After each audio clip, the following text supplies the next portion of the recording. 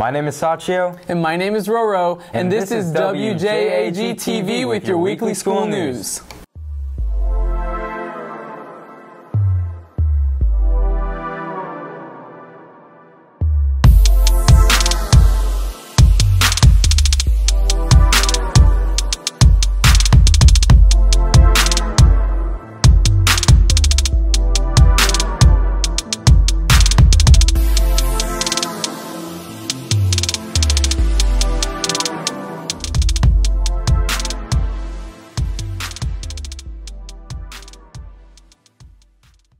The University of Georgia makes up a large part of the Athens-Clarke County community, providing college education, sports, and entertainment.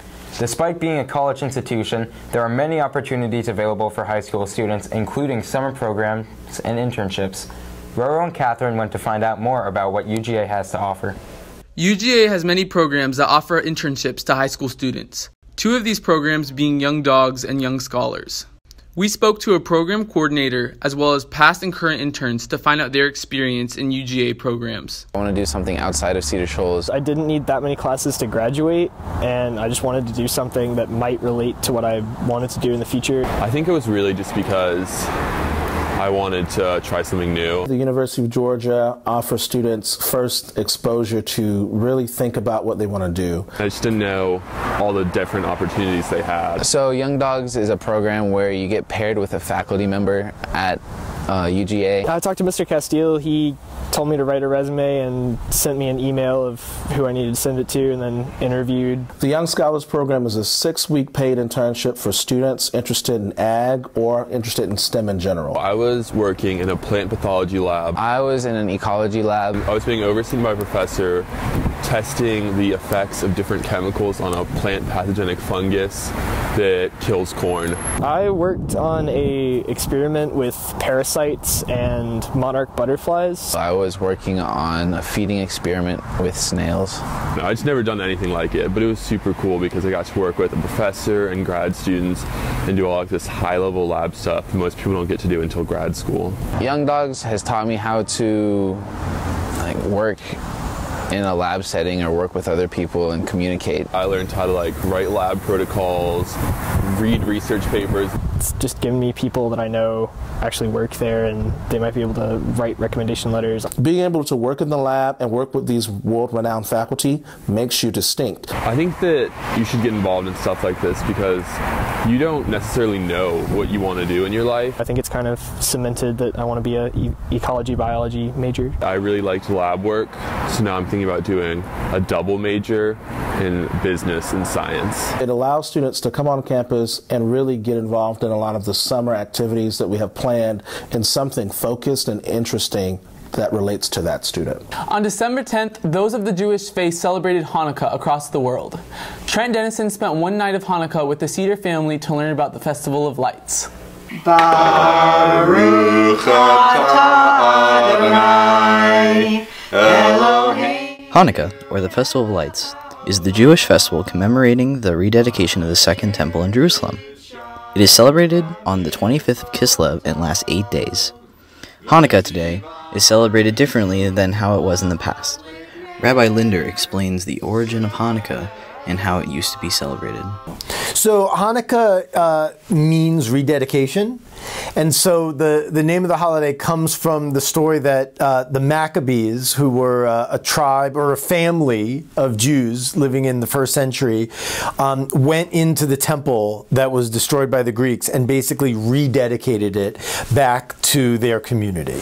This is an instance where American culture has certainly changed it a lot, and I've only, other than a year living in Israel, I've only lived in America, so I can't speak about other countries, but Hanukkah is very commercialized because it's part of the winter holidays and it's in chronological proximity to Christmas. Cedar students Sachio Goody and Viva Saltz explain how their families celebrate the holiday. My parents will hide a little present because it's kind of Christmas for Jews, I guess.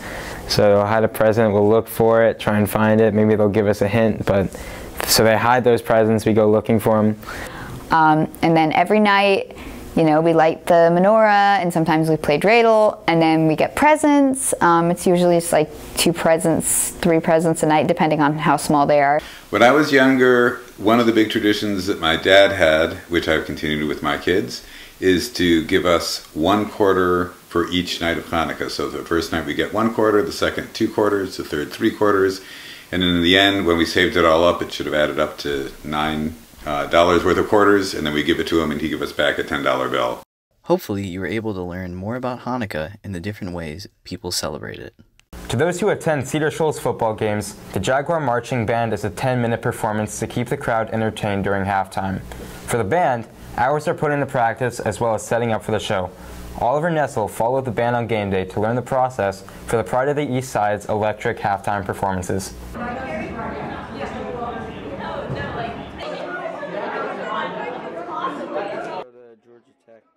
The Classic City Sound of Cedar Shoals is an award-winning marching band that has been successful for over a decade. A few weeks ago, the band traveled to Rome, Georgia with the Cedar Shoals football team to support them in a playoff game.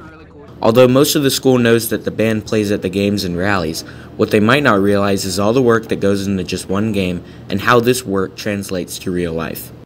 I mean, you have to load up all the instruments. If it's an away game, all up on the truck. If it's a home game, you have to load all the front ensemble instruments on the carts.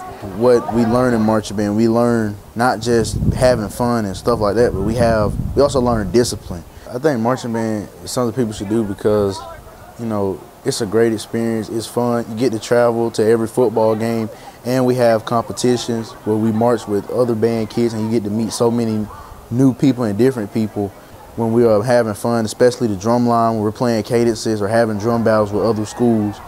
I think people get engaged and get involved really fast.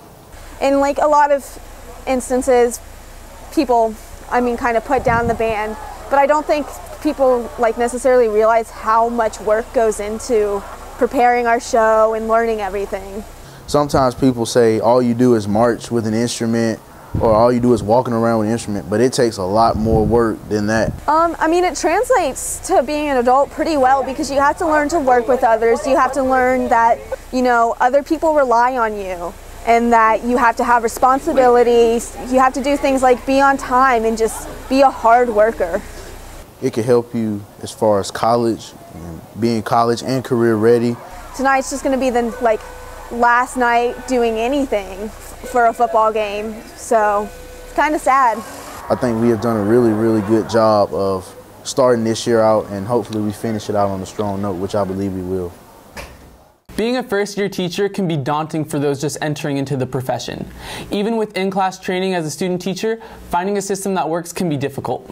Sachio Goody learned about first-year teacher Mr. Walker's learning curve as he proceeds into the halfway point in his first year as a teacher. To get their training to become a teacher, most go through a program in college where they are assigned a class at a local school and learn with a real teacher. Many of Cedar's teachers went to UGA and student taught in local schools.